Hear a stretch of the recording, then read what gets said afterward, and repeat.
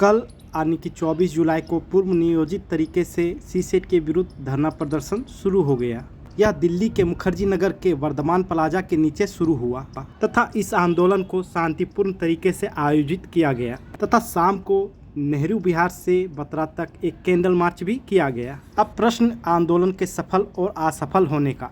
आंदोलन की सफलता उसकी संख्या पर निर्भर करती है, पर इस आंदोलन में यह उम्मीद की जा रही थी कि इसमें कम से कम 1000 से अधिक अभ्यर्थी पार्टिसिपेट करेंगे तथा बहुत सारे अभ्यर्थियों ने जिन्होंने यह वादा किया था कि इस प्रोटेस्ट से हम जरूर जुड़ेंगे, वे ऐन वक्त पर प्रोटेस्ट साइट में नहीं पहुंचे।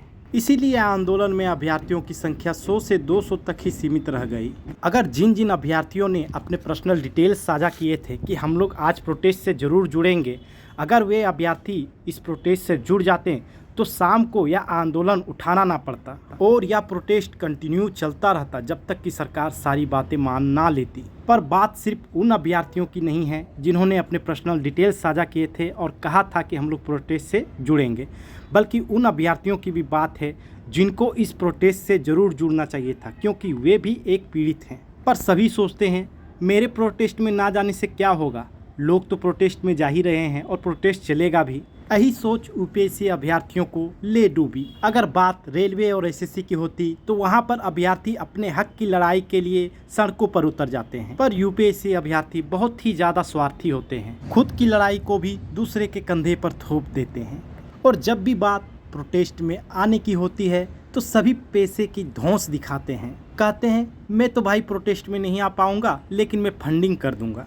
अब जब सब फंडिंग ही करना चाहते हैं तो प्रोटेस्ट में दिखेगा कौन, आखिरकार आएगा कौन? सब तो पैसे देने के लिए तैयार हैं, तो मामला पैसे की है ही नहीं। अब यूपीएससी अभ्यर्थी डरपोक भी है, उसे यह डर सताता है कि कहीं एफआईआर ना दर्ज हो जाए। अब सभी जानते हैं कि शांतिपूर्ण रूप से धरना प्रदर्शन करना एक मौलिक अधिकार है तथा यह एक लोकतांत्रिक उपचार भी है। और कल के होने वाले भावी आईएएस आईपीएस इन बातों को समझ नहीं सकता है तो संभवतः वह इस पद के लिए काबिल भी नहीं है। और पुलिस एफआईआर तभी दर्ज कर सकती है जब वह प्रोटेस्ट शांतिपूर्ण ना रहा हो अथवा अन्य नए मुद्दे खड़े हो जाएं। अब बात यह भी उठती है कि आखिरकार प्रोटेस्ट से पूर्व प्रशासन से अनुमति क्यों नहीं ली जाती? तो अभ्यर्थी प्रोटेस्ट की अनुमति मांग अब थक चुके हैं और अभ्यर्थियों का कीमती वक्त भी हाथ से निकलता जा रहा है। लगभग 2 महीने अब बीतने को भी हैं, तो फिर लोकतांत्रिक उपायों को अपनाने में हर्ज ही क्या है?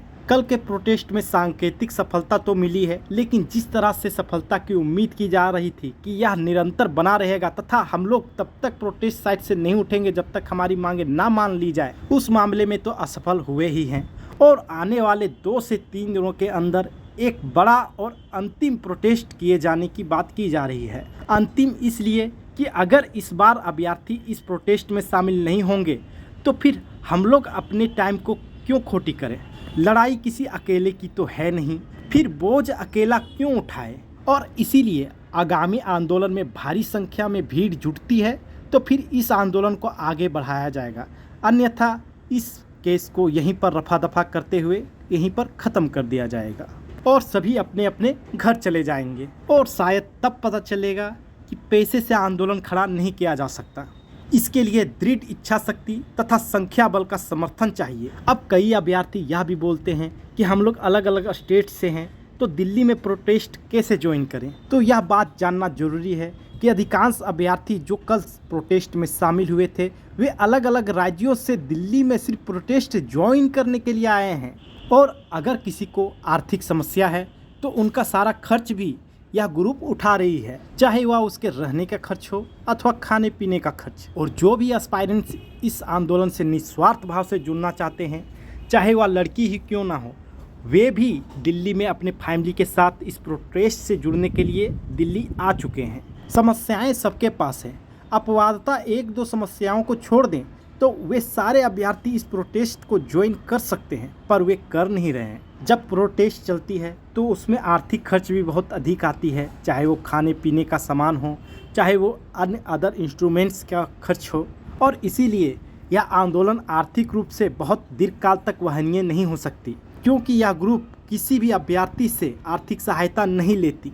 अब उम्मीद तो यही की जा रही है कि आने वाले 2 से 3 दिनों के बाद जो प्रोटेस्ट शुरू होने वाला है उसमें सभी अभ्यर्थी अपने राज्यों से दिल्ली आएंगे तथा अपने हक की लड़ाई वे खुद लड़ेंगे। और यह कोई नाजायज़ मांग भी नहीं है। और दुख तो तब होता है जब यह प्रोटेस्ट मुखर्जी नगर में ही चल रहा हो और मुखर्जी नगर के लड़के ही इसमें शामिल ना हो रहे हों। और इसीलिए अन्य सभी एग्ज़ाम के अभ्यर्थियों की तुलना में यूपीएससी के अभ्यर्थी ज़्यादा स्वार्थी होते हैं, क्योंकि वे खुद ऐसी कमरों में बंद होकर मज़े से पढ़ाई करते हैं तथा अपने हिस्से की लड़ाई भी दूसरे के माथे थोप देते हैं। अब यह बात तो स्पष्ट हो गई है कि आने वाले 2 से 3 दिनों के बाद जो अगला प्रोटेस्ट शुरू होने वाला है, यदि उसमें सभी अभ्यर्थी अपने अपने हिस्से की लड़ाई लड़ने नहीं आते हैं तो फिर अनफेयर सीसेट 2023 का तथा अनफेयर जीएस पेपर 2023 का दुखद अंत यहीं पर होगा। उसके बाद इससे कोई फर्क नहीं पड़ेगा कि यूपीएससी आंसर क्यों गलत देती है या फिर क्वेश्चंस ड्रॉप करती है।